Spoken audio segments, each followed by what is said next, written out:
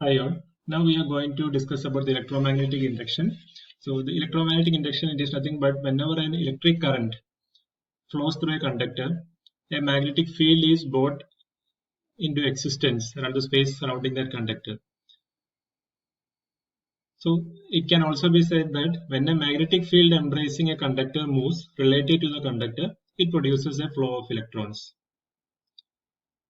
So the phenomenon by which an EMF and hence a current is induced in any conductor which is cut across or cut by a magnetic flux is called the electromagnetic induction. And the Faraday's laws of electromagnetic induction we have, it has two laws. The first law states that whenever the magnetic flux linked with a circuit changes, an EMF is induced in it, or whenever a conductor cuts the magnetic lines of force. So you are having the magnetic lines of force, and if a conductor is cutting the magnetic lines of force, an EMF is induced across it. And the second law states that the magnitude of the induced EMF is equal to the rate of change of flux linkages. Consider you are having a coil of N turns, and the flux linking with that particular coil, let it be phi1 with the initial flux. And after some period of time t, the total flux which is linking with the coil is phi2. And the flux linkage is nothing but the product of number of turns and the flux in that particular coil. So we can say that the initial flux linkage will be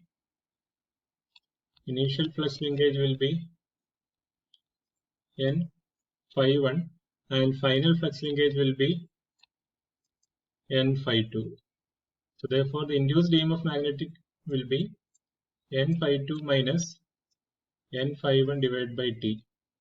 That is, as per the Faraday's second law, the EMF induced is equal to the rate of change of flux linkages. So this N phi2 minus N phi1, I can write it as N into d phi by dt. And usually we will be giving a negative sign to signify that the induced EMF sets up a current in a direction that the magnetic field produced by it opposes the cause producing it. So from there we will move on to the Lenz's law. So what is Lenz's law? It states that the current which are induced due to electromagnetic induction are in such a direction as to oppose the cause producing it. So the current direction will always be trying to oppose the cause producing them. So this gives the direction of the induced current. Electromagnetic induction, it can basically be classified into dynamically induced EMF, and second one is statically induced EMF. So in dynamically induced EMF, the field is stationary. And the conductor or the coil will be the moving part. The field is stationary and the conductor cuts across it. So the basic example is a DC generator. So the EMF induced in a coil due to the relative motion of the conductor and the magnetic field is called the dynamically induced EMF. And in the case of statically induced EMF, conductor will be stationary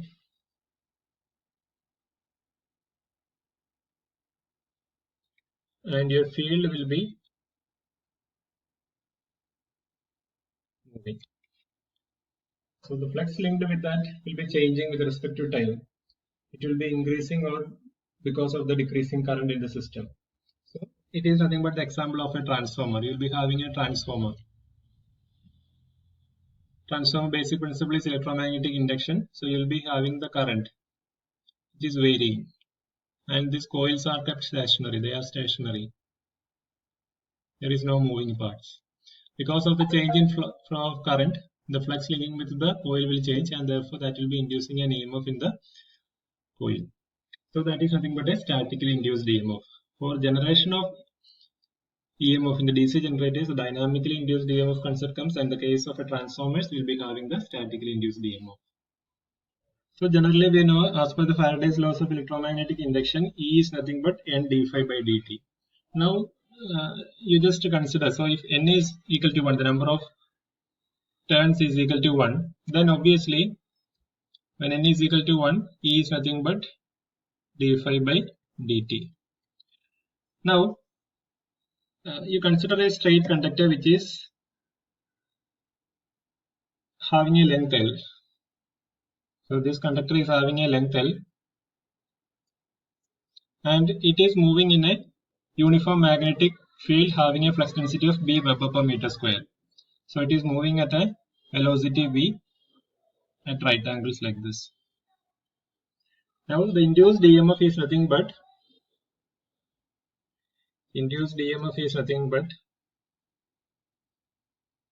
the rate of cutting of flux lines.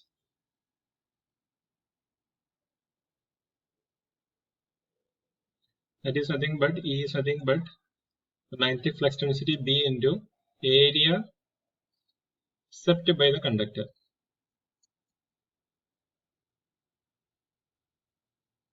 So we already know that L is the total length and V is the velocity. So therefore the area cut by the conductor will be L into V. So you can write E is equal to B into L into V. Now just imagine that the same conductor is moving at an angle theta. So this conductor is moving at an angle theta. This is angle theta. Rather than moving perpendicularly like this, it is moving at an angle theta like this. Then the area cut by the conductor will be LV sin theta. So therefore in that case, in general we can write it as BE is equal to BLV sin theta. When theta is equal to 90 degrees, it will be equal to BLV. The direction of the induced EMF, it can be calculated by Fleming's right hand rule. Can use the Fleming's right hand rule in order to find out the direction of the induced EMF. Now the statically induced EMF, it can be classified into self-induced and mutually induced. And the self-induced EMF is nothing but the EMF induced in a coil due to change of current in the same coil. The EMF induced in this coil due to change of current in the same coil is known as the self-induced EMF. So here you have a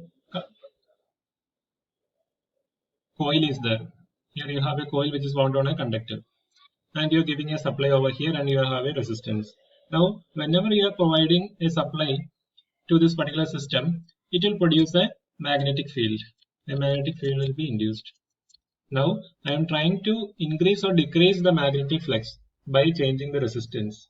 So if an effort is made to increase the current, increasing the current means reducing the resistance.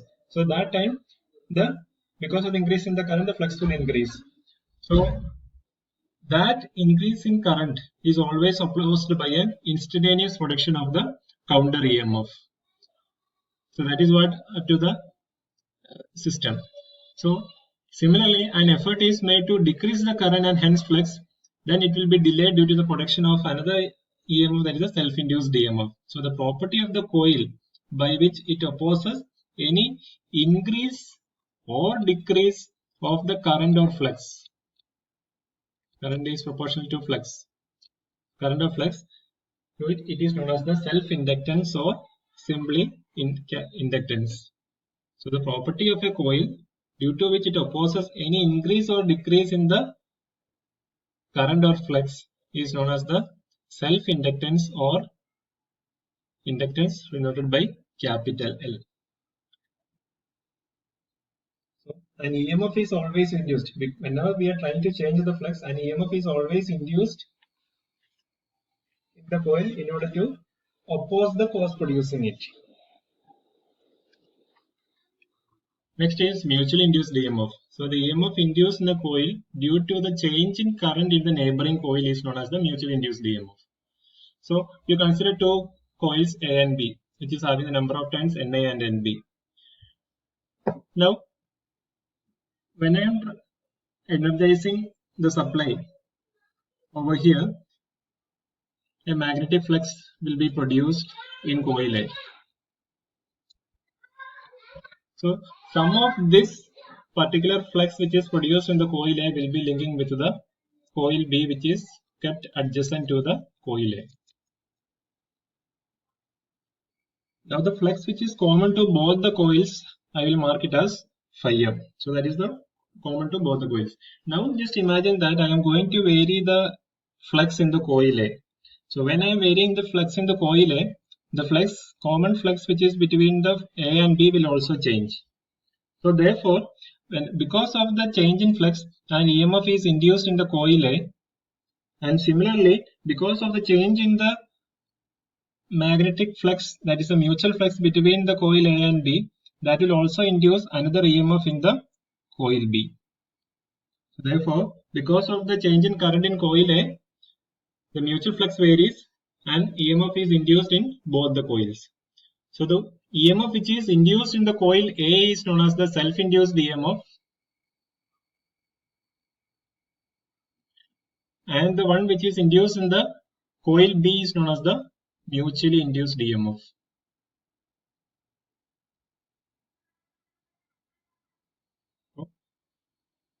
Therefore, we can write the magnitude of the EMF induced in coil B because of the mutual induction. We can write it as EM is equal to NB is the number of turns in the coil B.